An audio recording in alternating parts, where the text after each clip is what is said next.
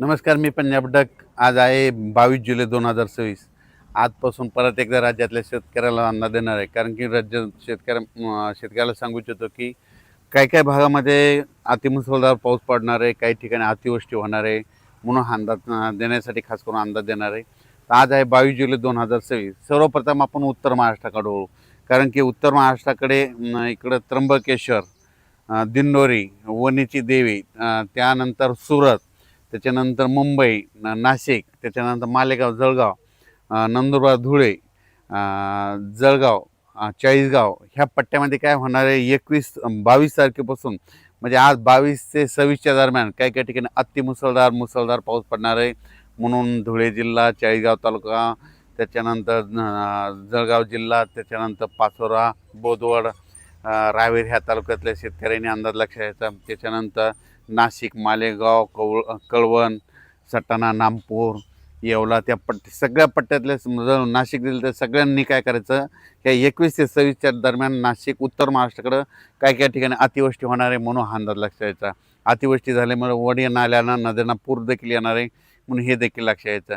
म्हणजे त्याच्यानंतर मुंबईला देखील अतिमुसळधार पाऊस पडणार आहे. त्याच्यानंतर इगतपुरीकडे देखील चांगला राहणार आहे.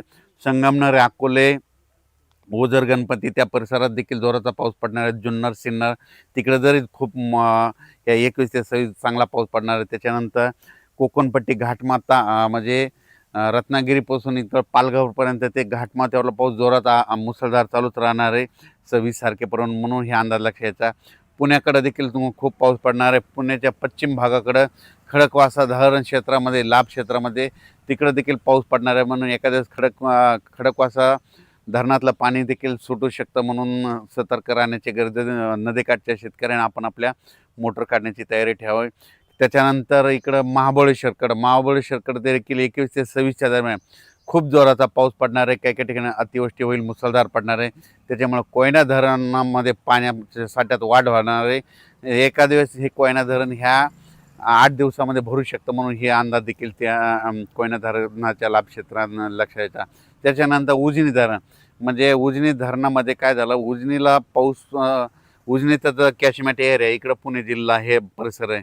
तर पुणे जिल्ह्याकडं खूप पाऊस पडणार आहे. त्याच्यामुळं उजनीचं जे कॅचमेंट एरिया त्या परिसरात पाऊस पडल्यामुळं उजनी त्या धरणात देखील आवक येणार आहे. म्हणून उजनीवासियाच्या लाभक्षेत्रासाठी आनंदाची बातमी. त्याच्यानंतर इंदापूर, पुणे त्या परिसरात देखील 21 ते 26 चांगला पाऊस पडणार आहे. म्हणून अंदाज लक्षात घ्यायचा. अहिल्यानगर जिल्ह्यामध्ये 22 तारखेपासून ते 26 जुलैपर्यंत चांगला पाऊस पडणार आहे. म्हणून अहिल्यानगरच्या सर्व शेतकऱ्यांना अंदाज लक्षात ह्या पावसामध्ये कोणताही भाग वंचित राहणार नाही अहिल्यानगर जिल्ह्यातला. म्हणून त्यांनी हे अंदाज लक्षात घ्यायचा. पुणे जिल्ह्यात देखील कोणताही भाग वंचित राहणार नाही. म्हणून हे देखील अंदाज लक्षात घ्यायचा. त्याच्यानंतर सोलापूर जिल्ह्यामध्ये 26 तारखेपर्यंत पाऊस पडणार आहे, चांगला पडणार आहे.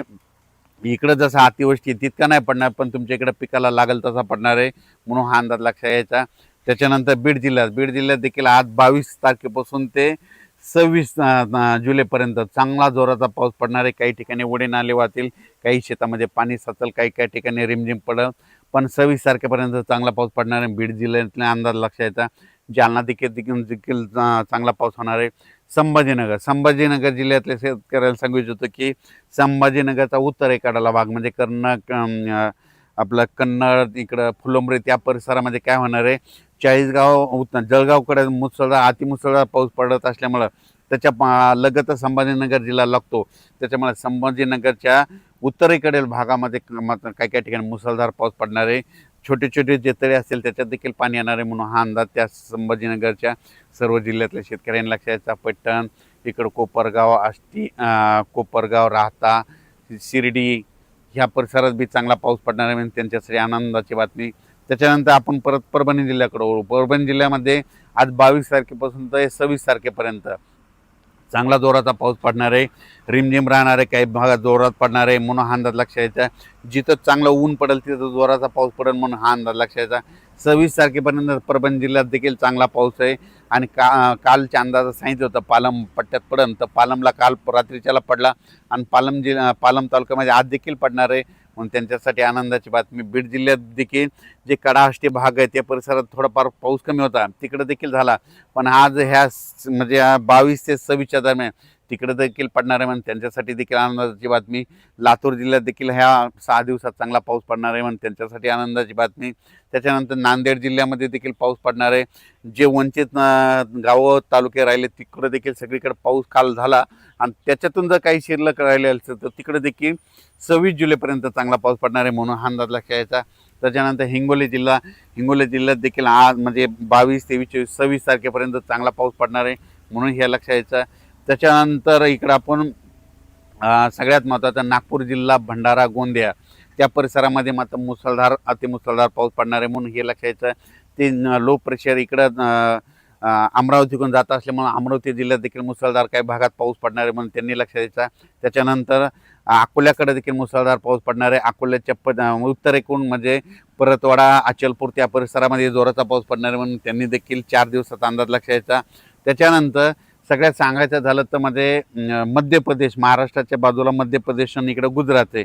ह्यामध्ये 22 ते 26च्या दरम्यान मध्य प्रदेशमध्ये इंदोर, खंडवा, बुरामपूर त्या परिसरामध्ये, त्याच्यानंतर इकडं सुरत, गुजरातकडं खूप पाऊस पडणार आहे. त्याच्यामुळं महाराष्ट्राच्या बाजूचे जितके तालुके आहेत समजा लगतचे, मग त्याच्यामध्ये भंडारा येतं, गोंदिया येतं, अमरावती येतं, अचलपूर येतं, मोर्शी येतं, त्याच्यानंतर जळगाव जामोद येतं, त्याच्यामध्ये जळगाव येतं, जळगाव येतं, धुळे येतं, नंदुरबार येतं.